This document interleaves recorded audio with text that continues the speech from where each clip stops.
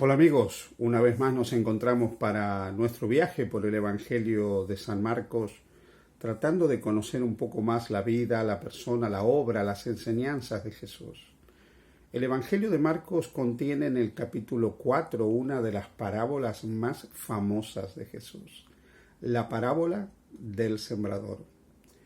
Desde el versículo 1 hasta el versículo 27, Marcos desarrolla esta parábola hasta el versículo 20.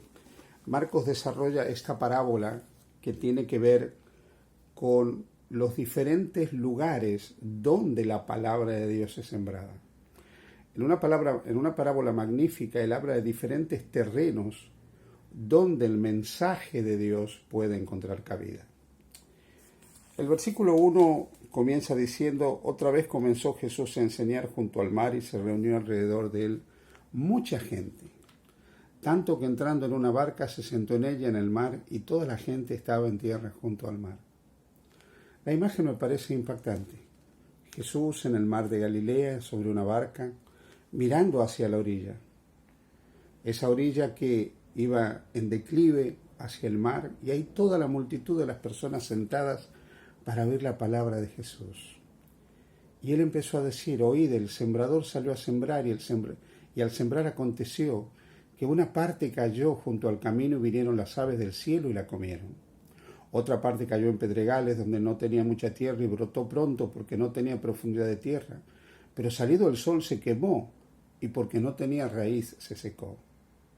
Otra parte cayó entre espinos y los espinos crecieron y la ahogaron y no dio fruto. Pero otra parte cayó en buena tierra y dio fruto, que brotó y creció y produjo a 30, 60 y a 100 por uno. Entonces le dijo: el que tiene oído para oír, que oiga. Luego que Jesús terminó de hablar en parábolas, sus discípulos se acercaron para decirle que no habían entendido el significado de este mensaje. ¿Qué es lo que Jesús realmente les había querido decir?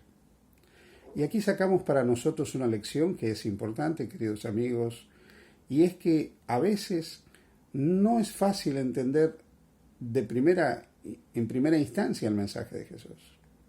A veces queremos comprenderlo todo, saberlo todo, pero requiere tiempo, requiere dedicación y requiere estar conectados a Jesús para poder conocer y comprender realmente el mensaje de Jesús. Jesús finalmente les explicó el significado de esta parábola y dijo lo siguiente: el sembrador es el que salió a sembrar la palabra, versículo 14. Y estos son los de junto al camino, en quien se siembra la palabra, pero después que la oyen enseguida viene Satanás y quita la palabra que se sembró en sus corazones. Estos son asimismo los que fueron sembrados en pedregales, los que cuando han oído la palabra, al momento la reciben con gozo, pero no tienen raíz en sí, sino que son de corta duración, porque cuando viene la tribulación o la persecución por causa de la palabra, luego tropiezan. Estos son los que fueron sembrados entre espinos, los que oyen la palabra, pero los afanes de este siglo y el engaño de las riquezas y las codicias de otras cosas entran y ahogan la palabra y se hace infructuosa. Y estos son los que fueron sembrados en buena tierra, los que oyen la palabra y la reciben y dan fruto a 30, a 60 y a 100 por uno. Cada uno de estos terrenos representa el corazón donde la palabra es sembrada. El gran sembrador de la palabra de Dios es el Espíritu Santo. Él es el que siembra la palabra de Dios en nuestros corazones. Los seres humanos podemos ser instrumentos en las manos del Espíritu Santo para llevar la palabra, pero el que hace efectiva la palabra en cada corazón es el Espíritu Santo. Y cada persona, con el libre albedrío que tiene, con la libertad que tiene, puede elegir si esa palabra realmente va a encontrar cabida en su corazón y se va a mantener o no. Por supuesto que en el marco del gran conflicto, el archienemigo de Dios no quiere que esa palabra de Cristo, no quiere que la palabra del Evangelio permanezca en el corazón. Por eso dice el versículo 15, que los de junto al camino son aquellos en quien se siembra la palabra, pero enseguida viene Satanás y la quita. el enemigo rápidamente trata de quitar la palabra de Dios de nuestros corazones. Y hay corazones a veces que están más abiertos a la influencia del enemigo de Dios que a la influencia del Espíritu Santo. Pero está en nosotros decidir qué poder va a actuar en cada uno de nosotros. ¿De qué lado del conflicto nos vamos a poner? Los que son sembrados en pedregales son los que, dice, han oído la palabra y al momento la reciben con gozo, pero no tienen raíz en sí. Y cuando vienen las tribulaciones o las preocupaciones o los problemas, se alejan de esa palabra. Esa palabra desaparece de sus corazones. Sí, los problemas y las dificultades de la vida son algunas de las estrategias que utiliza Satanás para que la palabra de Dios no tenga cabida en nosotros o no permanezca. Él hace que nos centremos más en las luchas, en los inconvenientes, en los dramas personales, que empecemos a mirar los fallos incluso que hay en nuestra vida, que veamos nuestros fracasos, nuestros errores, que nos culpabilicemos, para que la palabra de Dios finalmente no haya cabida en nosotros. Cuando Él hace esto, logra que nosotros, en vez de mirar a Jesús, miremos los problemas, los inconvenientes o aún lo que nos ocurre de manera personal a cada uno de nosotros, nuestros fracasos y errores. Y entonces la palabra de Dios no puede fructificar en nosotros. El siguiente grupo son aquellos que son sembrados entre espinos. Pero dice, los afanes de este siglo y el engaño de las riquezas y la codicia de otras cosas entran y ahogan la palabra y se hace infructuosa. Algunos reciben la palabra del Evangelio, pero tienen proyectos y planes que no son acordes al plan del Evangelio, al propósito del Evangelio. La vida puede estar conectada a Jesús, pero hay que dejar que Jesús conecte su vida a la nuestra. Hay que dejar que Él viva su vida en nosotros.